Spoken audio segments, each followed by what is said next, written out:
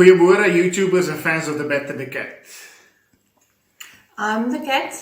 And I'm the Bat, and good morning to our English people.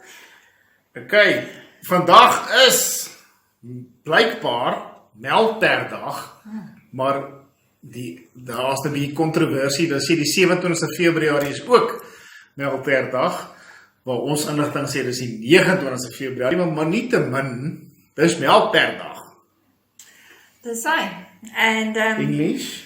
I don't know about the English word for milk tart, but Dis milktart. I thought that it's a South African thing. I actually thought it's originated from our boerenasie, Yeah. but apparently not. Yeah.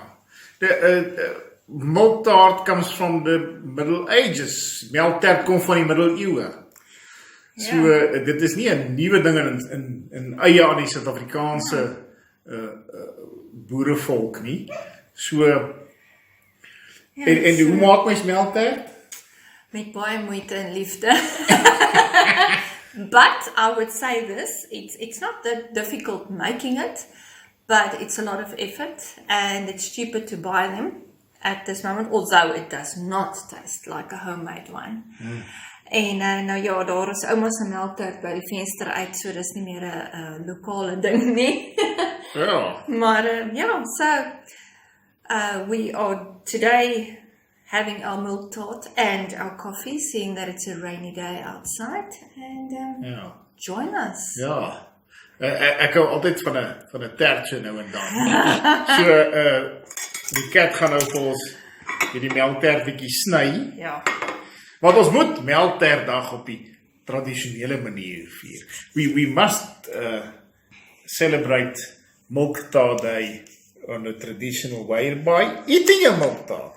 And with coffee, nothing less, no tea, no cool drink, no booze, coffee. And what if you're English? Because they only drink tea. Yeah, well then it's your problem. But as far as I'm concerned, milk tart goes with coffee. Say. There we go. So hier het ek nou my tert. Say. En dis is vir Milktart Day. Yes, so. Cheers. Not as good as my grandma's, but it's milk tart.